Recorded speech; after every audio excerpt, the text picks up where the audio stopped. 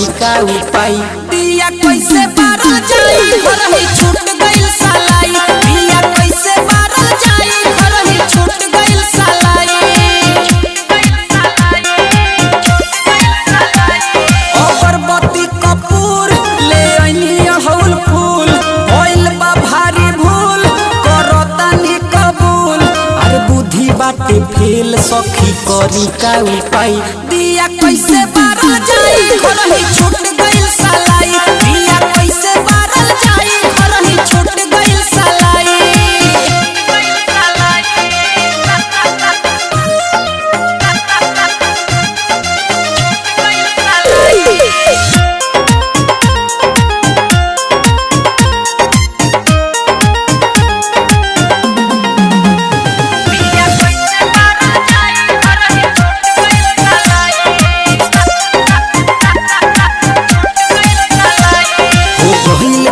बेर पूजो के होता देर घरे जाइब तो बात सुनी के पड़ियो ने।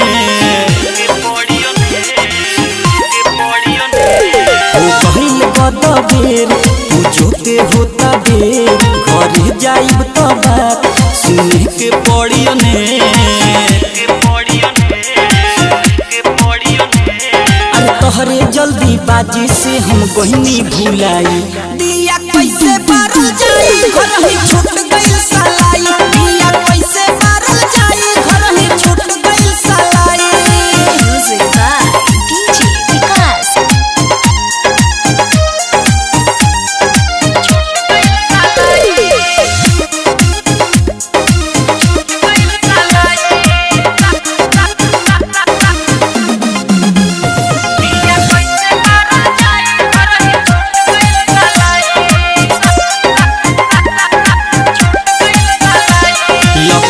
जारी तेस शर्मा के लगावा फोन पर शादी खाती ले ले वही है गजरा कौन। लकीरा जारी तेस शर्मा के लगावा फोन पर शादी खाती ले ले वही है गजरा कौन। अरे दूसर चारा नइखे अब उन्हीं से मंगवाई। दिया कैसे बारल जाई घर ही